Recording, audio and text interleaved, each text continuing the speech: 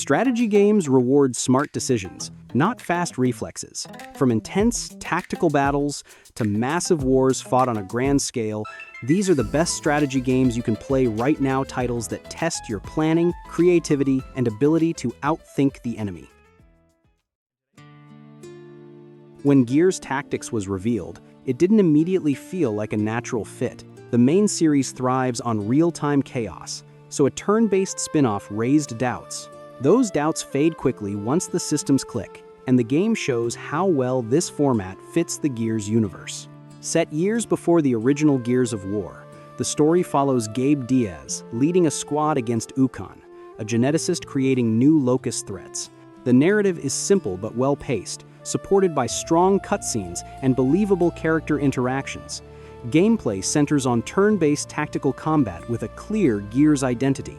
Squad composition matters, balancing up to 4 soldiers across classes like Sniper, Vanguard, Scout, Heavy, and Support, with RPG-style skill trees and equipment customization. Combat feels fast and aggressive for the genre.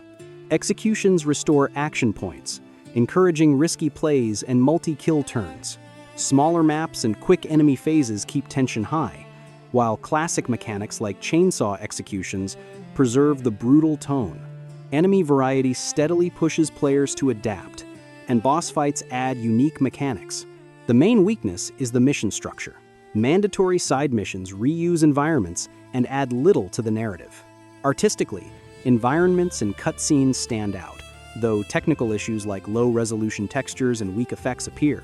Audio delivers intense music and strong sound design that reinforces the constant sense of war. Despite its flaws, Gears Tactics proves the franchise works remarkably well in a tactical format, delivering a focused experience that respects its roots.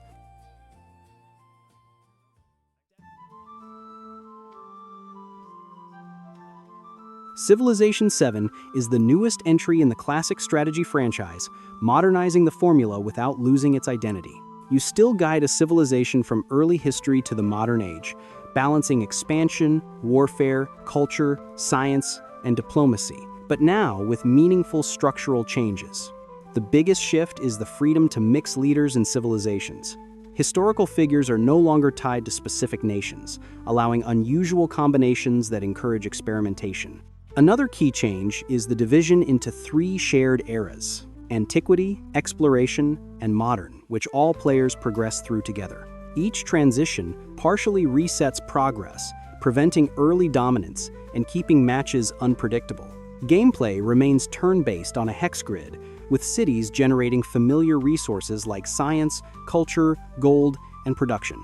City management is more streamlined, making expansion faster and easier to understand.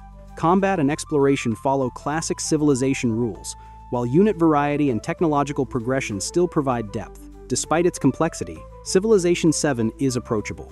Tutorials, advisor systems, and a detailed in-game encyclopedia help new players learn naturally. Veteran fans, however, may find diplomacy somewhat shallow, with limited negotiation options and repetitive leader interactions. Even with these drawbacks, Civilization VII delivers a strong strategic experience, blending accessibility with long-term depth and offering a fresh take on an iconic series.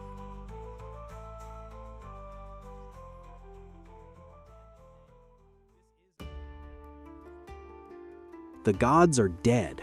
That single line sets the tone for the Banner Saga.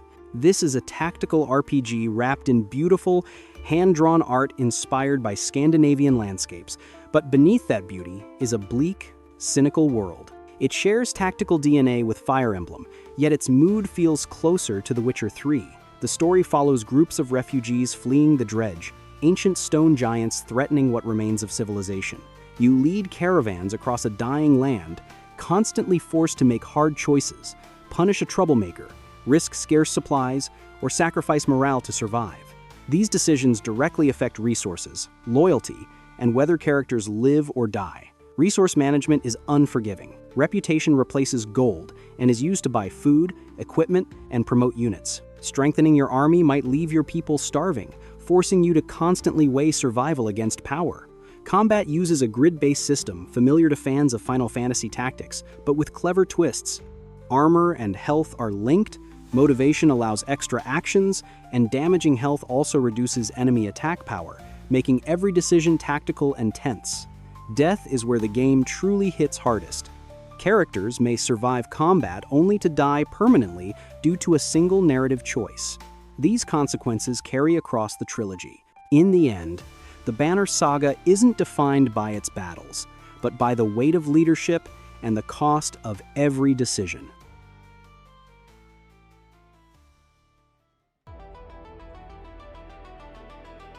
When alien creatures known as the Vek invade Earth, humanity's last hope comes from giant mechs sent back from the future. Into the Breach takes that simple premise and turns it into one of the smartest strategy games you can play. Instead of massive maps or long campaigns, every battle happens on a small grid where every move matters. You always know exactly what the enemies will do next, which shifts the focus from reacting to predicting and manipulating the battlefield. The real tension comes from the goal. Protecting cities is more important than saving your own units. Sometimes the right move is letting a mech take a hit, or even sacrificing a pilot just to keep the power grid alive. Combat feels like solving tight puzzles, where pushing enemies, redirecting attacks, or forcing monsters to hit each other is often more effective than raw damage. One small mistake can collapse an entire plan, but when everything clicks, the payoff is incredibly satisfying. Progression is light but meaningful. Pilots gain abilities, new squads completely change how you approach fights, and each run feels different thanks to varied objectives, enemies, and environments. Visually, the clean pixel art and distant board game-like perspective make the action easy to read, while the tense soundtrack reinforces the constant pressure. Into the Breach doesn't overwhelm you with systems, it challenges your ability to think clearly under pressure, and that's exactly what makes it so addictive.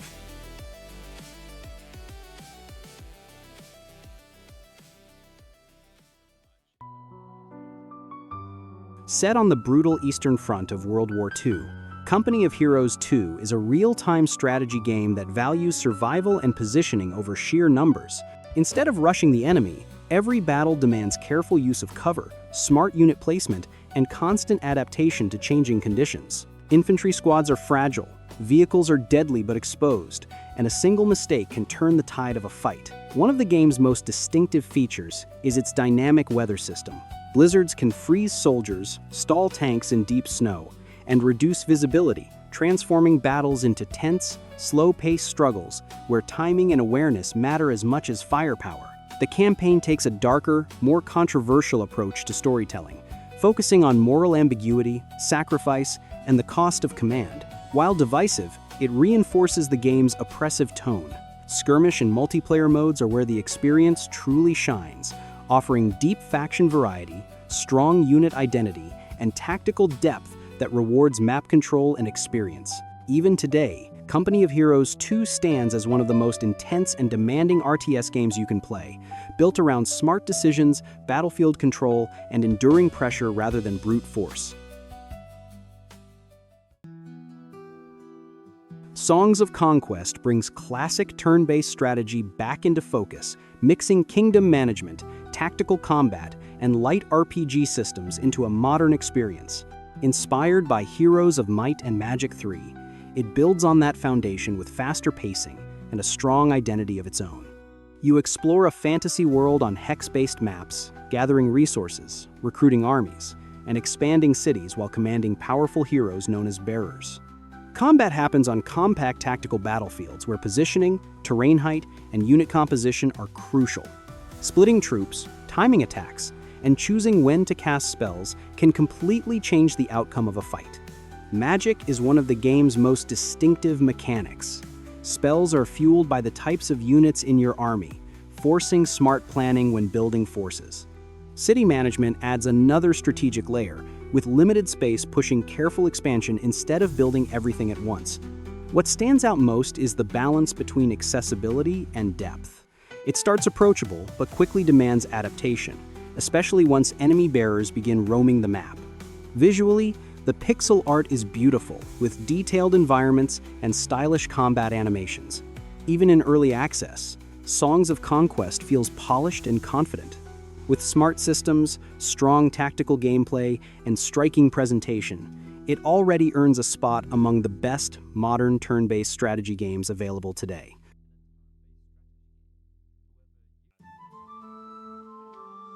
Northgard reimagines real-time strategy with a slower, more thoughtful pace where planning matters more than speed.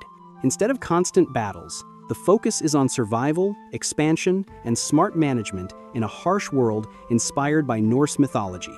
You lead a Viking clan into an unknown land filled with hostile creatures, rival factions, and brutal winters. Every territory must be carefully developed, since resources are scarce and seasons directly affect food, happiness, and productivity. Starvation and cold can be just as dangerous as enemy armies. Combat exists, but it's not the main priority. Success depends on balancing workers, upgrading buildings, researching technologies, and choosing when to expand. Growth is gradual, forcing long-term decisions rather than quick reactions. Multiple victory conditions, such as domination, fame, trade, or lore, allow different strategies to shine. Each clan offers unique bonuses that change how the game is played, adding replay value. What truly sets Northgard apart is its atmosphere. The clean visuals, calm pacing, and constant environmental pressure create a distinctive and immersive strategy experience that rewards patience and careful planning.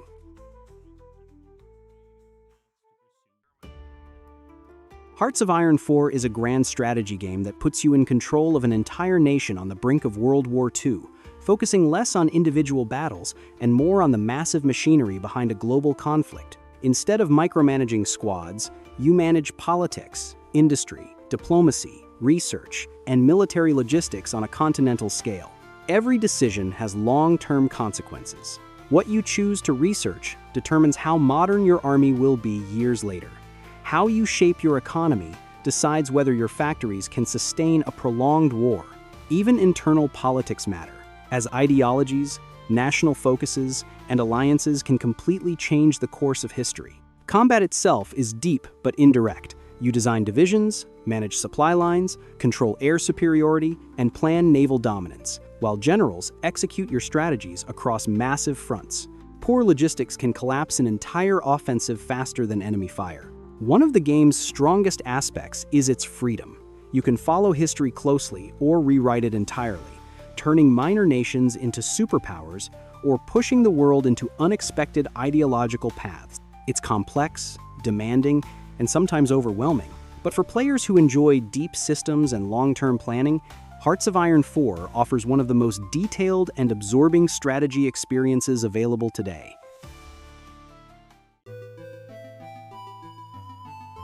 Diplomacy is Not an Option is a real-time strategy game that throws you straight into survival mode, where negotiation is pointless and brute force is often the only language that works. You play as a medieval lord tasked with building, expanding, and defending your settlement against massive enemy hordes that attack in relentless waves.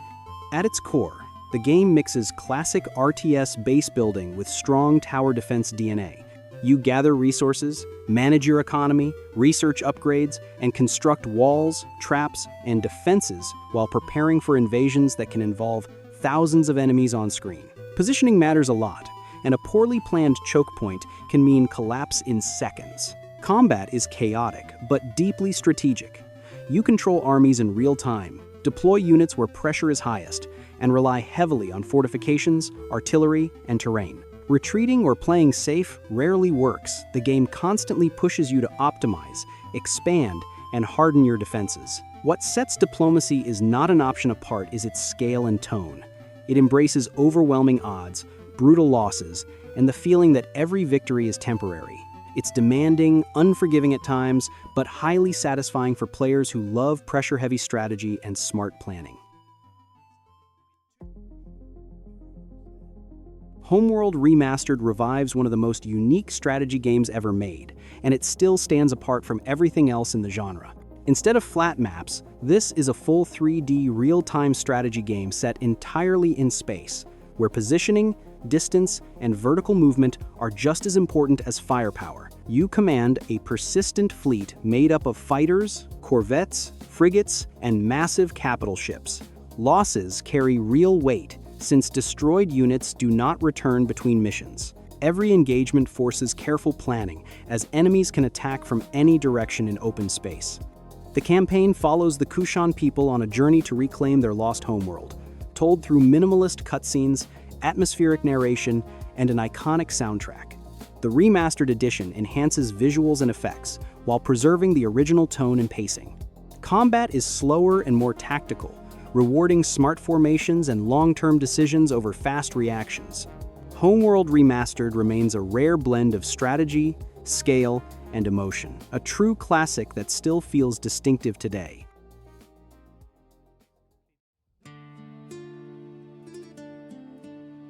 Total War Warhammer Trilogy is one of the most ambitious strategy projects ever released, merging large-scale turn-based empire management with massive real-time battles set in a dark fantasy universe. What makes it special is how each faction feels radically different, not just visually, but mechanically.